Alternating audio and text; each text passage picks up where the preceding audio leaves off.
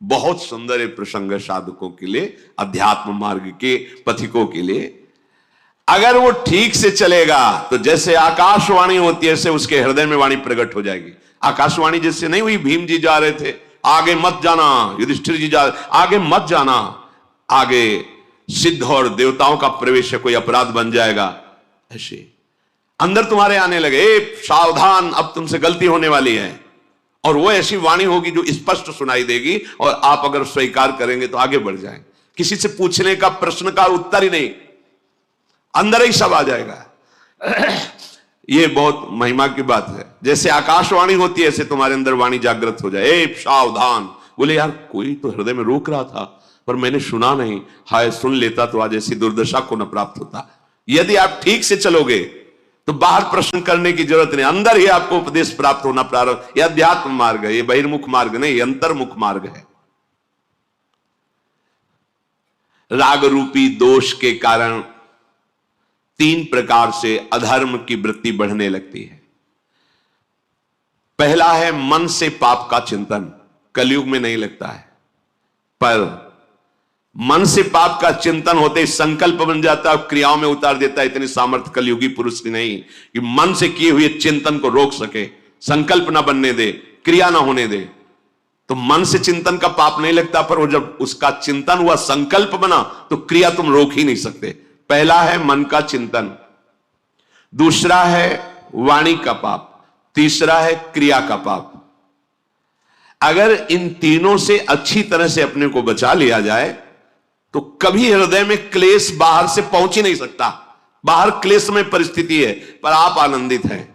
अगर आपका हृदय क्लेशित है तो इन 3 में से कहीं एक भी होगा, तभी वो प्रवेश किया। या तो वाणी के द्वारा पाप हो रहा है, या आपके शरीर के आचरण के द्वारा पाप हो रहा है, या आपके मन के संकल्प पाप में बन रहे हैं।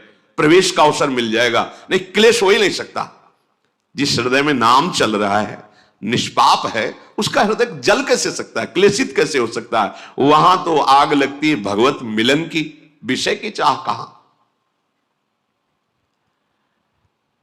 जो ऐसे नीच स्वभाव वाले पाप परायण मनुष्यों से मित्रता स्थापित कर लेता है, समझ रहे, मन से पाप का चिंतन, शरीर से पाप की क्रियाएं, वाणी से पाप की बातें बोलना, ऐसे लोगों को जो मित्र बना लेता है उसको उसी लोक की प्राप्ति होती, वही दुर्गति होती जो उसकी होती है।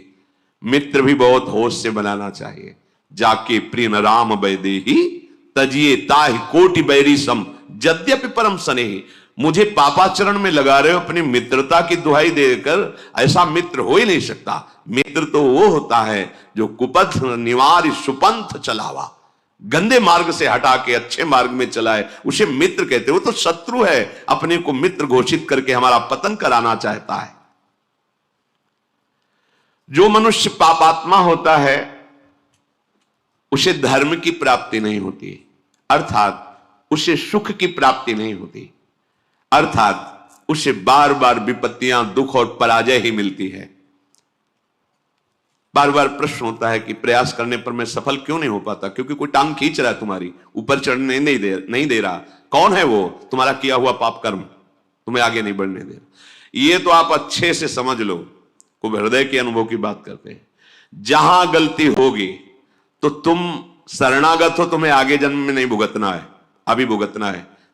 क्योंकि कैसे भी हो तो श्री जी के ना, आप देख लेना, अगर गलती करोगे तो इसी, अब आगे के लिए तो नहीं, क्योंकि बहुत कृपा है, वो तो विश्वास करो। शरणागत हो, जैसे भी हो, मेरी महारानी जो नेक हो न रिस्कऊं भूली हूं न हो सकी स्वभाव है, पर मेरे प्रीतम का जो विधान है तुरंत भोगना होगा, तुरंत। ये जो पापाचारियों को तुरंत भोगना नहीं होता ना, क्योंकि इनको बहुत भोगना है। शरणागत को तुरंत उसका दंड मिलेगा, 2, 4, 6 दिन में, 10 दिन में देख लेना। अगर थोड़ी भी गलती हुई है तो आपको झुकना पड़ेगा, आपको जलना पड़ेगा, आपको रोना पड़ेगा, आपको कष्ट भोगना पड़ेगा तुरंत, क्योंकि वो ब्याज सहित आगे नहीं मिलना है। तुम शरणागत हो, तुरंत हिसाब होगा। पर जो पापाचारी जन होते हैं, वो जब पापाचरण करते हैं तो उनको तुरंत पुण्य लगा दिया जाता है उनके साथ। अब उनको लगता है कि मेरे पाप का कोई परिणाम तो मिल नहीं रहा, बड़ी मस्ती है, पर वो जान नहीं रहे कि जिससे मस्ती आ रही वो तो खत्म हो रहा है।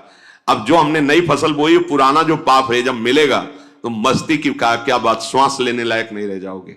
बहुत सावधान।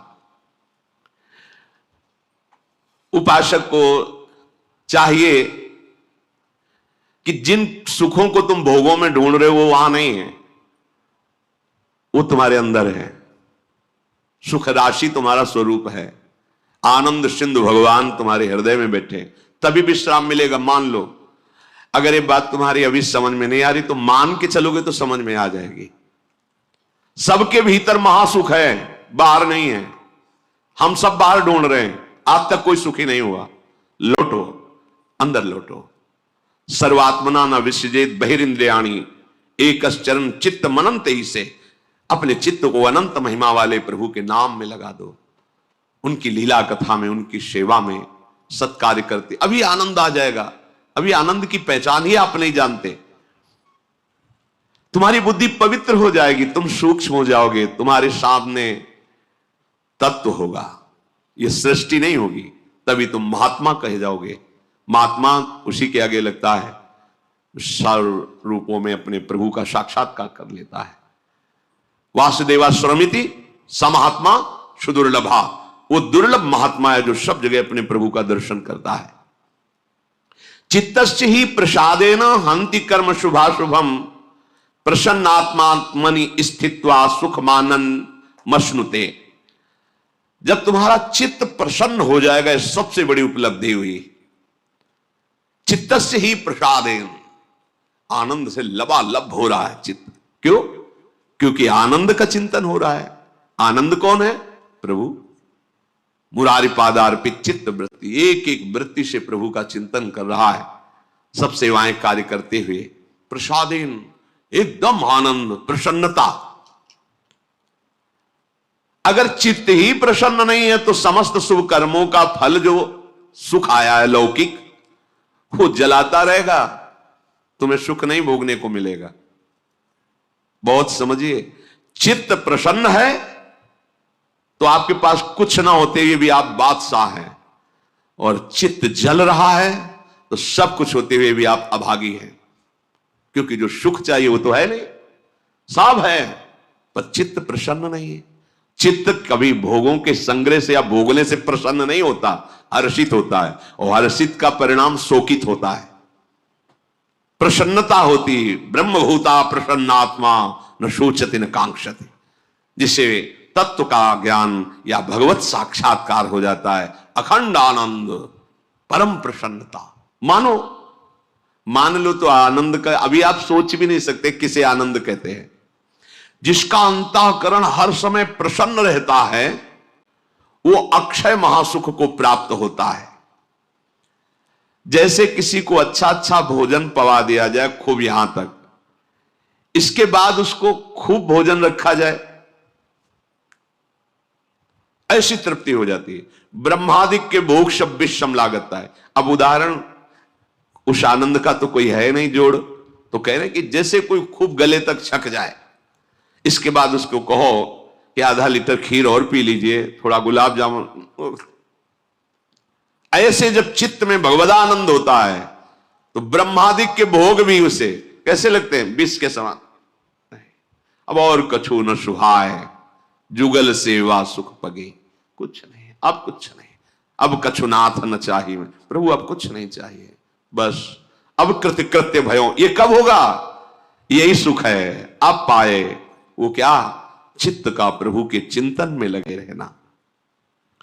कैसी होती है ऐसे चिंतन करने वाले की हृदय स्थिति?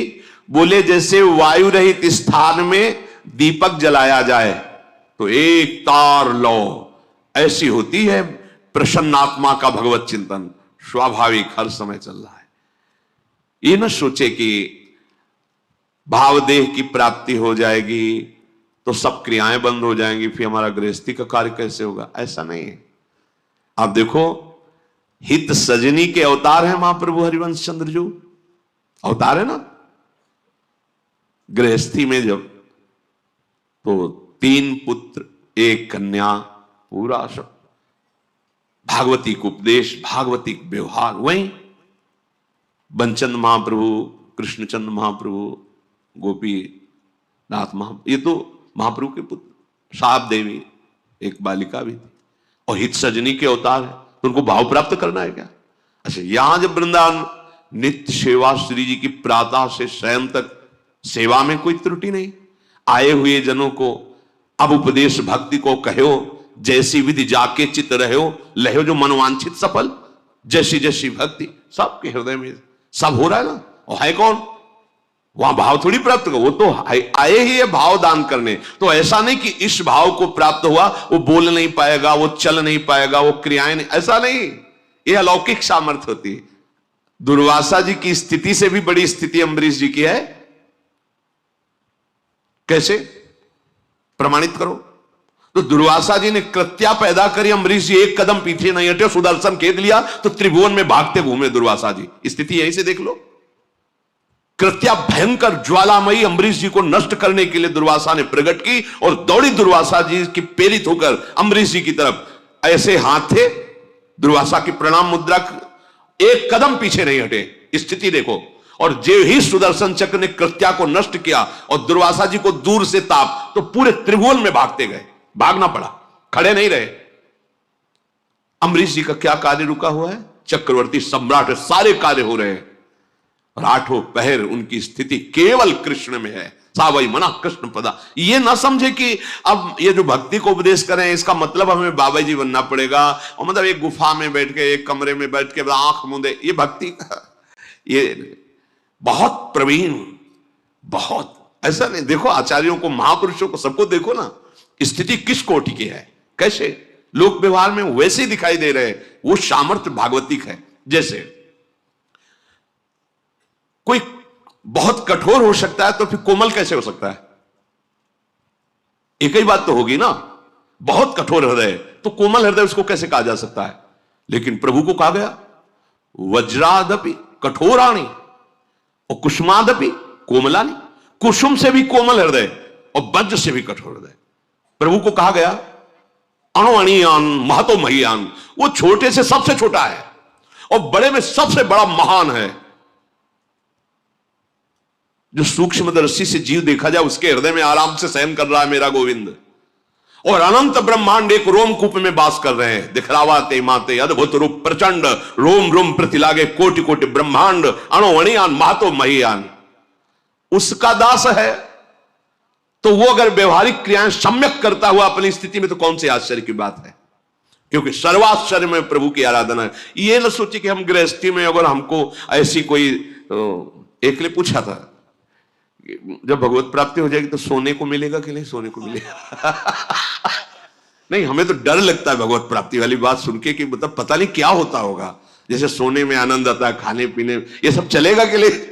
मतलब भगवत प्राप्ति की स्थिति को समझ कैसे बताए?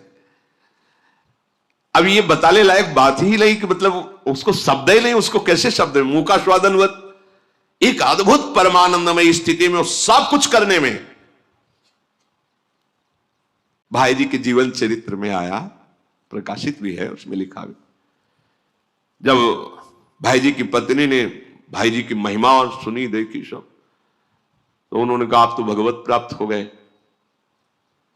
आप तो भगवत स्वरूप हो गए। मेरा क्या, मेरा गृहस्थ धर्म तो ऐसे ही रह गया ना। मुझे एक संतान चाहिए थी। तो भाई जी ने इससे सर पे हाथ रखा, कहा तू क्यों चिंता करती है, तेरे लिए हनुमान प्रसाद ही है। और इसके बाद सावित्री नाम की कन्या प्रकट हुई। जिन भगवान से अनंत ब्रह्मांडों का सृजन होता है, उनके दास के संकल्प से एक कन्या प्रकट हो जाए, कोई बड़ी बात है? भोग इच्छा नहीं है, लेकिन उनमें इतनी सामर्थ है। विषयान ग्रहण तो मुंचन, तो ऐसी वो स्थिति है। अब उसको तो इसलिए हम खोल के बता रहे हैं कि ये लगेगा ये बाबा जियों को स्थिति प्राप्त हो, गृहस्थ हम तो हमारा सब घर चौपट हो जाएगा ना। माताएं बहनें गृहस्थ सब परेशान हो जाएंगी कि ऐसी स्थिति, मतलब जैसे कोई कोई कहने लगते ना कि इनकी तो बड़ी ऊंची स्थिति है, अभी तो कुछ काम ही नहीं करते, बस कहते हो ऐसा। देखो हम आपको प्रार्थना करते हैं कि ऐसा कोई नाटक मत करो जिससे भक्ति को आप दोषी ठहराएं कि जिसके हृदय में भक्ति आ जाती है वो किसी कार्य लायक नहीं रह जाता। ऐसा मत कीजिए, नाटक मत कीजिए। हम आपको प्रार्थना करते हैं, आप लोग घंटा 2 घंटा 4 घंटा भक्ति करते होगे, संत जन जीवन इसी में चला जाता है, और फिर आपके बीच में बैठ करके वो बेहोश तो नहीं हो जाते हैं? आप ऐसा तो नहीं है कि कोई भी कार्य ऐसा हो रहा है क्या? या किसी भी बड़े महापुरुष, बड़े बड़े संत हमारे भारत में हुए कि ऐसी भाई कोई नहीं। एक ज्ञान विज्ञान की अखंड धारा जागृत होती है, आनंद की अद्भुत धारा, उस धारा में डूबे हुए बिल्कुल व्यवहार वैसे। किसी भी महापुरुष के चरित्र पढ़ के देखो। ये कभी भावना मत कर लेना कि ये ऊंची स्थिति भागवती स्थिति का मतलब है कि मनुष्य बेकार हो गया। बेकार नहीं होगा, परम प्रवीण हो गया। तुमसे अपना घर नहीं संभलता, और जब राष्ट्र का विशेष पद उसे मिलता है तो उतनी सामर्थ्य भगवान दे देते हैं, लाखों करोड़ों को संभालता है। समझो ना, तुमसे अपना घर नहीं संभलता, अपने घर का निर्णय ठीक नहीं कर पाते, वो पूरे विश्व में अपने देश की रक्षा कर रहा है और अपने देश को संभाल रहा है। सामर्थ्य किसने दी? जरा सी सामर्थ्य भगवान की उदय हुई तो राजा पूरी प्रजा की रक्षा करता है, पूरी प्रजा का पोषण करता है। सोचो उस सामर्थ्य को जिसने प्राप्त कर लिया, सर्व सामर्थ्यशाली प्रभु को, उसके द्वारा कहीं ऐसा होगा? वो एक परमानंद की स्थिति में रहता हुआ भी सम्यक रूप से सब व्यवहार करता है। कितने ऐसे महान गृहस्थ हुए हैं जिनके सामने भगवान खेलते हैं, नरसिंह मेहता जी आदि बड़े बड़े महापुरुष। क्या ऐसा हुआ कि वो पागल हो गए, वो बावरे हो गए? वो ये जो जैसे कभी कभी एक दो आप लोगों ने बताया कि वो जब से सत्संग सुना कुछ दिन पहले से, अब उनकी स्थिति तो ऐसी कि घर का कोई कामकाज नहीं तो सब परेशान है। भैया हम हाथ जोड़ के कहते हैं ऐसी कोई स्थिति नहीं होती, ऐसी स्थिति नाटक की होती है, ऐसा मत कीजिए। क्योंकि बड़े बड़े संतों के दर्शन किए हैं, वो अपनी सम्यक दिनचर्या रहती है, ऊंची स्थिति है, सम्यक दिनचर्या रहती। ऐसा नहीं होता कि